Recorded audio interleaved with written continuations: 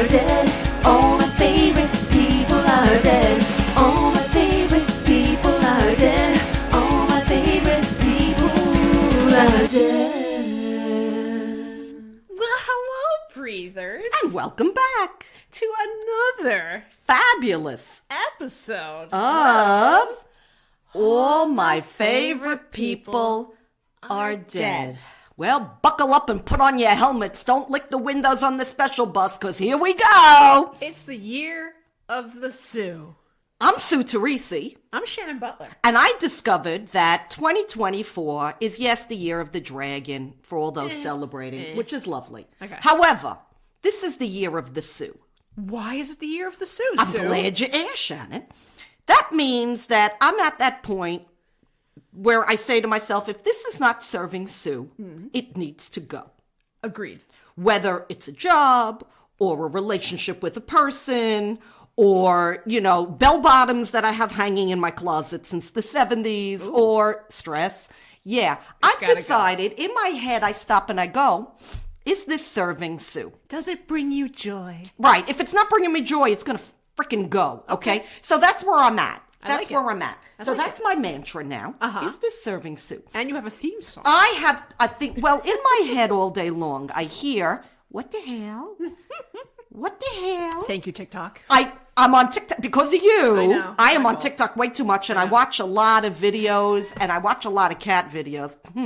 Shocking. Shocking. But I hear that voice in my head, and I look at stupid crap that goes on, which is, I can't even count that high in it. And I stand back and I go, in my head, what the hell? What the hell? Sometimes it slips out my mouth, but I hope I don't mouth it and not say it, because then I look like I'm talking to myself. But I have my theme song. So my theme song, I hope we all know this song, is I don't care. I love it. Yeah, that goes on. I'm in the bathroom and my husband will shout out, you know, so and so called. Should I pick up the phone? And I tilt my head out and I go, I don't care. And he goes, I love it. I go, yeah, let the machine get it. And this has been going on, or I'll text it to him. He'll text me something and I'll, you know, all caps. I don't care. So I gotta get you a T-shirt. That says, I don't care. Yeah, in an accent. Maybe like italics or something. So in case anybody is wondering, I don't care. I know. This is where I'm going now. I mean, it's a good place to be. You don't know how much better I feel. I know, yeah. I really see it. don't. Yeah. I'm at that point where Jimmy crack corn, and I don't care. It feels so good. Wait, everybody, say it along with me. Ready? Ready. I don't care. I love it. Yeah. You will feel so much better, I guarantee you, because this is how I am now with everything and everybody. Yeah. So, yeah. I know, yeah. Right? You get to that point where you say, trust me. I'm like that. I'm out of estrogen and I really don't care. Whatever. Fair enough. Fair, right? And I'm not hurting anybody. No. I'm not helping anybody. No. I can tell you that. No more. No more. So, yeah, I've gotten to that point. So 2024, in case anybody is wondering, is the year of Sue. And if it's not serving me, bye. Bye. Okay.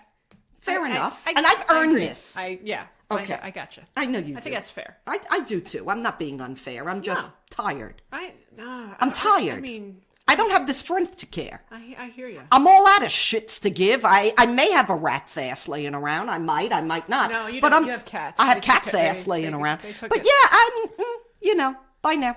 Okay. Yeah. So, you know what I did last weekend? Well, you know, of course, she knows. I know she knows because I wish wanted I had gone you. With Yeah, you, I know, but it was Super Bowl and I had to watch. I know. Shan is all about the Super Bowl, which is wonderful because I'm all about the Stanley Cup. Not the freaking aluminum thing that you people drink out of. The real Stanley Cup, okay? I don't want to hear, Stanley Cup. No, that's a Yeti. In my day, it was called a freaking thermos, but I digress, okay? Yeah. So, for shits and giggles, my kids and I like to go to the cemetery. Me too. Yeah, and of course, when I go to the cemetery, I go with a notepad and a pencil so I can do these things. So we went to the Greenwood Cemetery in, I think it's, Sunset Park, Brooklyn. Beautiful. It was stunning. Yeah. It's like a park. It's got the the little lake, not with the fountain thing, but it's got this lake and it's got mausoleums and it's got all these really cool things there. It's stunning. I think that's one of the ones where you really have the rural cemetery movement up and going. You can really see it between the architecture and the benches and the thingies. And it is very peaceful. Is that Calvert Vaux? What'd you just say? The hell? The cemetery. Is that a Calvert Vaux thing or a Frederick Law's? What are those guys? No? We don't know. What the hell? What the hell, Shannon? Hold on. What the hell? Okay, no. All right. I don't know who the architect was. I don't know, but he's dead by now too. And I'm sure when I find out, we'll talk about him.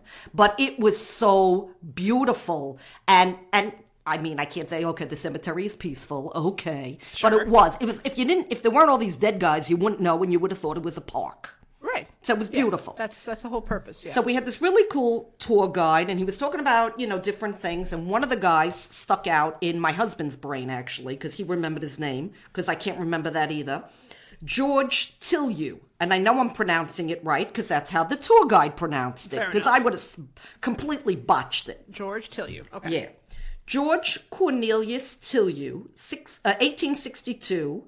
He was born in New York to 1914. He was an American entrepreneur. Okay. He was a showman. He was practically an amateur psychologist who understood how people wanted to be entertained. Okay. He realized that his customers were happy to play the fool to entertain other people. Okay. I'll explain, Ricky. Okay. He also happened to found New York City's Steeplechase Park in Brooklyn. Okay. So for those of you who don't know, there was like Coney Island things. So his family moves to Coney Island, Brooklyn in 1865. George is about 3 years old. Okay. At that time, I didn't know this. Coney Island was outside the New York City limits. Oh. Their borders were different. So who knew? His parents were originally hotel proprietors. They opened a restaurant called Surf House on Coney Island. Surf House. Surf House. Nice. Sounds like something in California, Yeah, right? it does, yeah. They offered free clam chowder bowls to guests who purchased a 25-cent ticket to bathe at the Coney Island beach. I'm down. Okay, so bathe, get soup. Yeah, What could be wrong? sounds fabulous. Okay, so George's first endeavor when he was 14, he sold boxes of genuine Coney Island sand and salt water for 25 cents a box. What a bargain. Okay. Come on down, tourists. Okay, you can get real Coney Island sand, real salt water, 25 cents in a box. Can you imagine that? Interesting. Yeah. Wait, how do you put salt water in a box? You do. You put it in a thing and you put sand in there and you sell it. Like in a Okay. thing. Like a thing full of waterproof thing. Okay. A thimble. Leave me alone. Okay. By the time he was 17, he's owning why can't I speak? He owned beachfront property on Coney Island. Nice. In 1882, he and his father, Peter, opened Tilyou's Surf Theater, Coney Island's first theater. Okay. George also had a publishing newspaper around called Tilyou's Telephone, which gave you a picture of life at the resort in the late 1880s. Nice. So he's got all this tourism stuff going on. Yeah. He's not stupid. He's ahead of the time. He really was. He really was. So he marries Mary O'Donnell in 1893. They go to the World's Columbian Expo in Chicago for their honeymoon, like the World's Fair. Nice. Yeah, yeah. He goes, he sees the Ferris wheel. I buy it, but it was already sold. He goes to buy a Ferris wheel. Who buys a Ferris wheel? This guy. So he says, to hell with this. I'll build my own half-size version of it. I'll fit it on Coney Island. I'll call it the world's largest Ferris wheel. But it's half size? Yeah. Okay. And size doesn't matter, Shannon. Okay. So it becomes so popular that he started adding other rides and attractions. Now he buys a steeplechase horse ride that uses like these mechanical horses Yeah, I've seen that that. are adorable. It Yeah. kind of, to me, it looked like Looks a little dangerous, but dangerous, yeah. But it looks like a primitive test track with mechanical horses, and they go Yeah. around the thing. It's adorable. Yeah, yeah. So this opened Steeplechase Park in 1897. It was the first of 3 large amusement parks built on Coney Island. Okay. The other 2 were Luna Park in 1903 and Dreamland in 1904. Oh, are those his as well? No. Oh, okay. Of the 3, Steeplechase was the longest lasting, running for 67 years. Oh, real? Oh, Yeah. Covered 15 acres. Ooh. Big, right? He was like pre-Disney, pre-Six Flags, turn of the century. Everybody wants to be there on the beach. Sure. I would want to be there. Absolutely. The park had a Venetian gondola type ride, an aerial racing slide, a double dip chutes, which is still there. If you're driving on the BQE, you can still see that big fakakta thing where the chutes would drop out of. Bicycle railway, a Wild West show, a saltwater pool, a ballroom, a small steam railroad, and a small-scale model of the world's landmarks, right? Disneyland. Yeah. Before Disneyland. Sounds like a lot of fun. It sounds amazing. It does, and it was. In 1907, a huge fire destroyed most of the park. Aw. So George remains level-headed. He doesn't freak out. He charges 10 cents admission to tour the park's burning ruins. You want to come in and see the place burn? 10 cents. That's actually brilliant. A lot of people You would think? do that, yeah. Yeah. Who was Especially it? now. Like, the urban explorers love that shit. Like Cornelius Vanderbilt, wasn't he the one, the inventor of the originator of the Staten Island Ferry? Yeah, right? yeah. Yeah, so he charges 10 cents to go and like 15 cents if you want to come back or something ridiculous. Really? That's how it started. Yeah, I'll charge you a nickel if you want to go, but a dime if you come. I mean, one of those. Oh, wow. And he's doing the same damn thing. Look, there's not much rides, but if you want to see the burning embers, give me a dime. That sounds... That's smart, though. I mean, this guy, right? Yeah. So the reconstruction was completed in 2009, but what was originally left, he opened a week after the fire. So you could, for 10 cents, you can see what's burning, and for 25 cents, you can go on whatever we got left. This guy wasted no time making money. I know, seriously. So he needed a mascot. The mascot is this funny face smiling man, which looks like... It's creepy. It looks like Howdy Doody on acid. It looks like something out of a horror movie. It does. Which is why I like it. Yeah. But it's called Tilly, because Tilly. his name was Tilyou.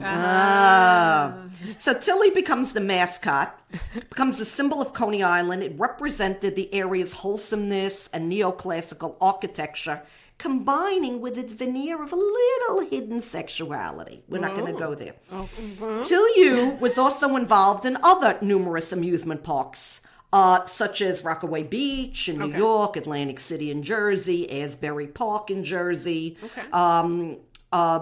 Louis, Missouri, California. He did all these other amusement parks. Okay. He and his wife had 6 children, 5 of which actually lived to adulthood, rare for the time. He died in his Park Slope mansion November 30th, 1914, the home of his last 2 years at 37 Prospect Park West. He was 52. He suffered from congestive heart failure after getting a cold. Oh, shit. He's interred at Greenwood Cemetery in Park Slope, which is where I was. After his death, his oldest son, Edward, took over operation of Steeplechase, and it remained within the Tilyou family until it closed a half a century later. Wow. The Park Slope mansion where he lived was replaced by Emery Roth luxury apartment buildings 15 years after George's death, with some of his family actually occupying a grand penthouse on the new property. Well, yeah, listen to not too that. snazzy. Yeah. All of the Tilyou children had some role in operating the park during their respective lifetimes. So the park closes permanently in 1964. Subsequently, Fred Trump purchased the site, tore down Steeplechase in an unsuccessful attempt to develop condos. Yeah, don't get me started. Today, the Brooklyn Cyclones baseball team sits on the site of Steeplechase Park where it was. And I've been to Cyclone Stadium and stuff. And I've been there. You know, I grew up not far from Coney Island. And, you know, where the original Nathan's was. And, you know, Nathan's. yeah, the wooden, a Cyclone is like the original wooden roller coaster. But I've heard of Luna Park. I've heard of Steeplechase. And they'll go and walking around the cemetery, you know, gave me a chance to learn about George Tilyou. Nice. Crazy story. I don't know why you wouldn't preserve it.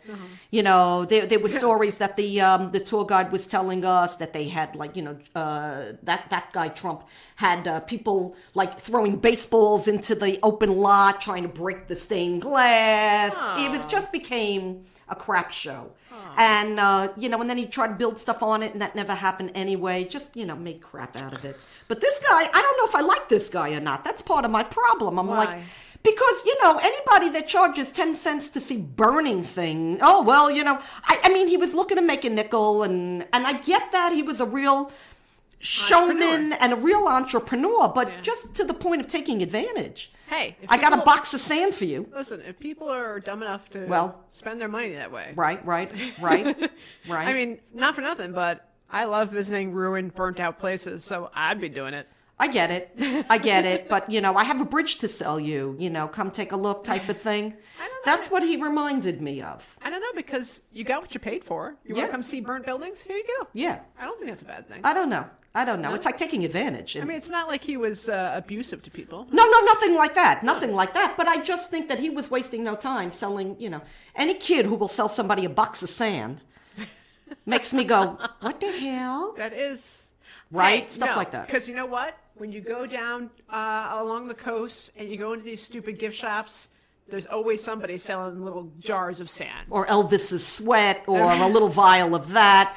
I get it. I If get it. people are going to buy this shit, Yeah, okay. there's no reason not to sell it. Well, I have a bag of cat poop that I'd like to put up on eBay, and for it. I'm going to sell that because I got a, people are buying plentiful- coffee that is cat poop coffee now. Wait, what? Yeah. What the So- hell? What the hell? No, Sharon? there was this whole news story about it where these... They take cat poop and they make coffee out of it. No.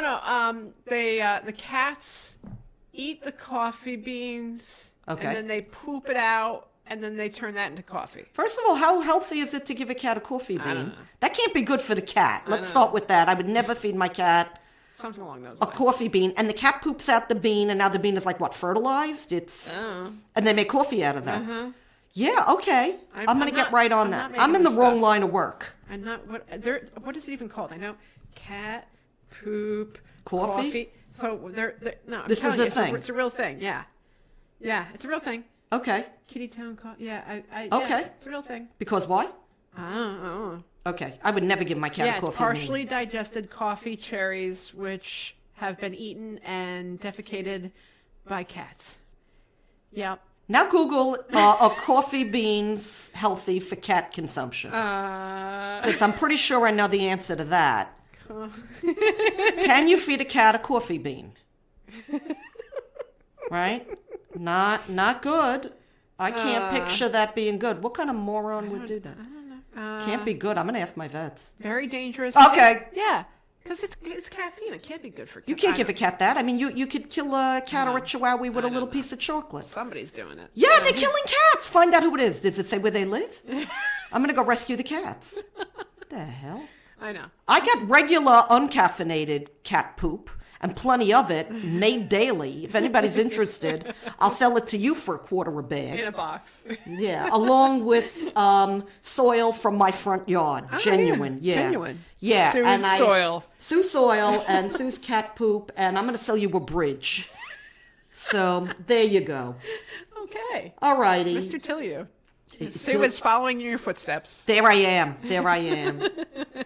I'll go to the beach and I can sell you sand. Isn't that like selling ice in the winter to Inuit people? Isn't that the expression? I could sell you ice in the winter. There you go. That's how I look at it. So I don't know. Right? People are stupid enough to buy it. I understand. Yeah.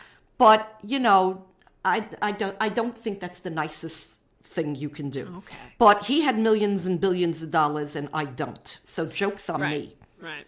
Yeah. So maybe you should be selling your cat's poop. maybe I will. Okay. Maybe I will. If it You heard it serves here Sue, first. if it serves Sue and her cats, I It will. brings you joy. I will not be feeding them caffeine beans, but I might just, give them.